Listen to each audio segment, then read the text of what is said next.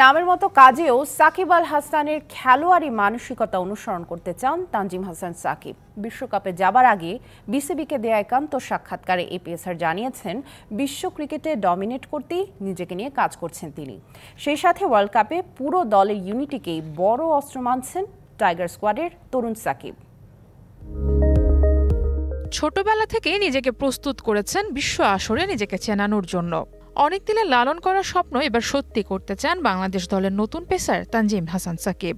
World cup স্কোয়াডের আমি আছি, এটা অবশ্যই একটা স্বপ্নের মতো। টার্গেট ছিল যে আমি ইন্টারন্যাশনাল ক্রিকেট খেলবো। কখনো আমার কনফিডেন্স কখনো কম কাজ করে নাই যে না, আমি ইন্টারন্যাশনাল ক্রিকেটে পারবো না।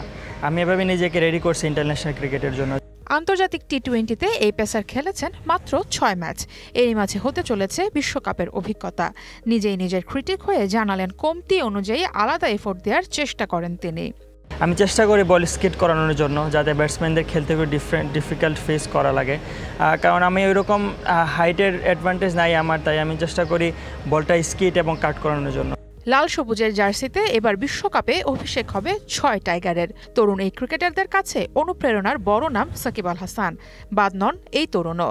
নামের মতো জুনিয়র সাকিবও পদচিহ্ন অনুসরণ করতে চান সিনিয়র সাকিবের। আমি সাকিব ভাই মেন্টাল যে টাফনেসটা আছে ওইটা আনার চেষ্টা করব, এবং এটা আমি সবসময় ভালো লাগে যে উনি খুবই মেন্টালি টাফ থাকে, যে কোনো সিচুয়েশনকে খুবই শান্তভাবে হ্যান্ডেল করতে পারে। এই জিনিসটা আমার খুবই ভালো লাগে ওনার। সবশেষ জানালেন এবারের বাংলাদেশের বড় শক্তি দলের ইউনিটি। এই অস্ত্র দিয়ে মাত দিতে চান বিশ্বমঞ্চে। সারা মাহবুব, ডিবিসি নিউজ ডেস্ক।